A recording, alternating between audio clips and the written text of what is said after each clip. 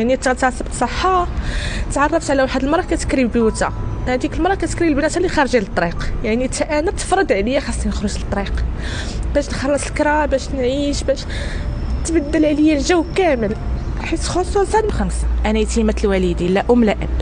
ماما توفات خلات عندي شهر، بابا مات في 2005. بقينا من وراه بحال شي خوت مجموعين 4 سنين، يعني من 2009 صافي تشتت. حنا 3 ديال الخوت، بنت وولد وانا هي الصغيره. بقينا في دارنا عاديه، مات بابا خلى لينا واحد شي دويره مجموعين فيها حنا 3 ديال الخوت.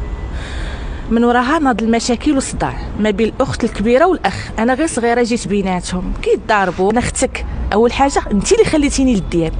علاش انا كنقولها من هنا؟ انا راه ما هربتش من دارنا، ما جاتنيش مراهقه على الزنقه، ما خليتش ميمتي محنه ومشيت هربت. لا، انا الزنقه كتبت عليا. كيفاش غنولي انا في الزنقه؟ مني تعرفت عليه كنت كاريه انا وياها غير بيت ب 16,000 ريال. جات عند مولاة الدار قالت ليها راه انا تعرفت على واحد السيد راه غيتزوج بيا، لو بن اختي ما غنتحملش مسؤوليتها، تشوف شنو دير راسها. 14 عام، عرفتي 14 عام هذاك هو السن اللي غنغلط وغتجي انت خويا تقول لي ما ديريش هذا الغلط، او غناخذ واحد الخطوه في حياتي وغيجي عمي وغيقول لي بنت خويا ما تاخذيش هذا الغلط. بقيت بوحدي صراحه، عرفتي واعره لدرجه انني كنقول واقيلا غير تنحلم، واقيلا هادشي ما كاينش، حيت لا يعقل. اختي غتهزني من دارنا وغتديني لديال الكرا وتخليني في الزنقه. اختك باقا عزبه ما عندها حتى ديبلوم، يعني خليتها بحال شي وحده اللي تالفه ما عرفاش منين تبدا، اي واحد غادي يستغلها. مشات معاه من وراها وسدتني ديك مولا الدار اللي كنا كارين عندها شي سيمانه. من وراها قالت لي اختي ما عندي ما ندير لك، كريتي عندي انت واختك، يا غتخلصيني في كرايه يا غتمشي بحالاتك. هنا الدار اللي غنجي ليها وغتحميني ديال الوالديه غنكريه داخل انسان اخر. الوالدين اللي غنمشي ليهم راه ماتوا الله يرحمهم، ما كاينه حتى حاجه من غير الزنقه.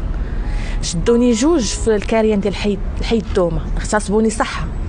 اصلا هذاك الاغتصاب وذاك الانسان كيفاش كطلبي فيه، اقسم بالله على اخويا كتسمع شي واحد راه تغتصب صحه، كيفاش الشعور ديال بنادم كيغتصب وحده يتيمه الوالدين وكطلبك او كتبكي او كتقول لك الله يرحم لك الوالدين، كتقدر تسمعها كتجيك عاديه.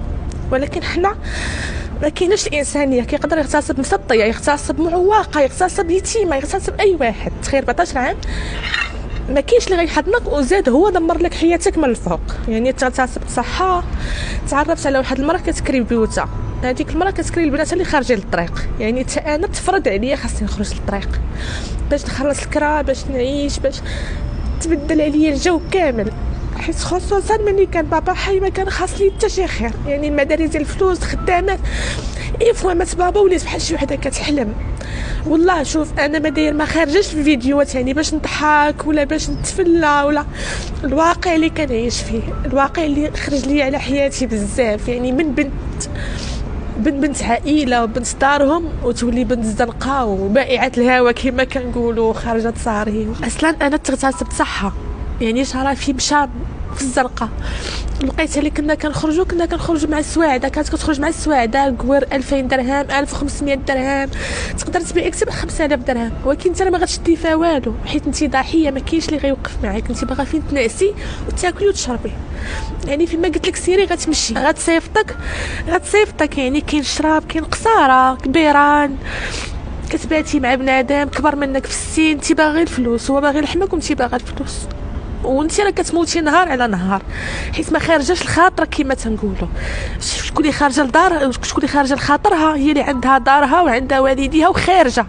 يعني في هذيك الاولى ديال الخرجه انا لا، انا راه بعت لحمي وكنتقطع، حيت هذاك اللي غادي يخلصك راه عشتي احسن منه. ولكن الظروف حكمت عليك بحال هكا، تباتي كتشربي. الزرقاء كتلقاي اللي يوريك الطريق الخايبه اكثر من اللي يوريك الطريق الزوينه.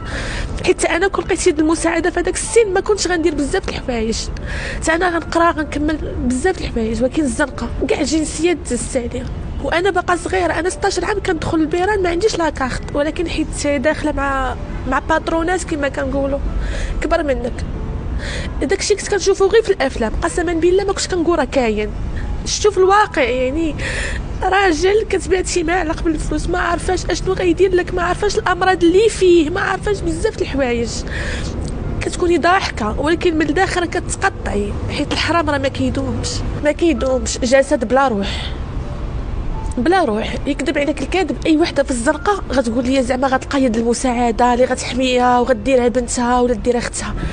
ما كاينش، كاين غير اللي كيستغلك بمعنى الكلمه، اي ناحيه، بالالوان، اي ناحيه. من كانت عندي 14 عام حتى درت 17 عام، يعني ديك 3 سنين دازت عندي كحله. يوميا الصهير، يوميا الصهير، يوميا العذاب، يوميا الفساد بهذا المعنى. حيت انا ما غاديش، ما عندي لا ديبلوم لا كارت، يعني شكون غيخدمني؟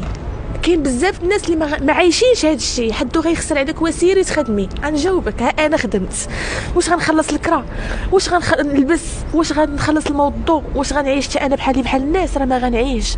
شوف اخويا علاء، الام ديالك كتبغي كيما انت، وباك ما يفوتكش كيما كنتي. قسما بالله الشي راه ما كيعرف بحق الوالدين غير اللي مخصوص منهم. انا عارفه بحقهم الف الالف. تقدر غير نصيحه كتقولها لامك، يعني طريق غلط غتقول لك امك ما تمشيش ليها. انا ما لقيتش اللي يوريني حتى شي طريق زوينه، ما لقيتش اللي نقدر ناخذ شي فكره غلط وبنادم يصححها ليا. لا، هذيك المراه هي اللي بقيت عندها بوحدها، حيت هي اللي بقيت عندها. ما كنتش كنعرف، انا كنت واحد انسانه اللي يلاه بديت كنعرف الزنقه، غير سكوتيه، غير ساكسه، غير تنشوف وساكسه، ما تنهضرش. درت 17 عام. واحد النهار عرفت واحد السيده غير في الحمام، الله يرحم ليها الوالدين، كنهضر انا وياه وتقول لي بنيتي انت باقا صغيره وزوينه ماشي ديال هاد الطريق. المهم هضرنا على قبل الزنقه وعاودت لها المعاناه ديالي كامله، فتحت لها القلب ديالي وبدات كتبكي. قالت لي شوفي بنيتي، سيري خدمي لك بالحلال، شوفي لك شي قهيوه وخدمي فيها.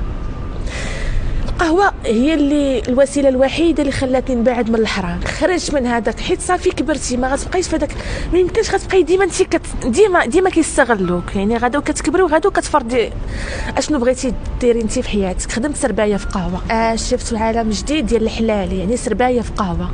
قلت اللهم يعني اللهم تسربي في القهاوي ولا تبقاي تدوري تبيعي في الحمد. حلال، راه القهاوي خدامين فيهم عائلات، هازين منهم ولاد بزاف. خدمت سربايه في قهوه، بقيت خدامه سربايه في قهوه حتى درت 20 عام.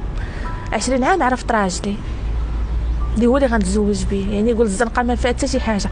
شوف على اخويا، دوزت تجارب الحياه كلها، من يتيم، من استغلال، تزوجي وتعيشي مشاكل مع الراجل، ومن يتزوج زدت عرفت عاوتاني بان الوالدين، المراه بلا والدين كتحقر، كيولي الراجل يدير فيها اللي بغى. راجلي كان مزوج ومطلق، راجلي مزوج مطلق، ومرته الاولى شوافه.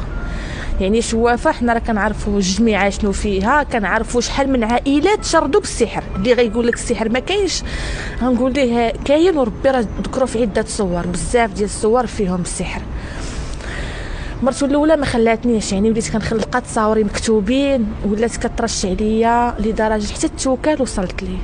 ونعاود نقول لكم كلمه واحده الاخرى، اللي عنده شي والدين يتهلا فيهم.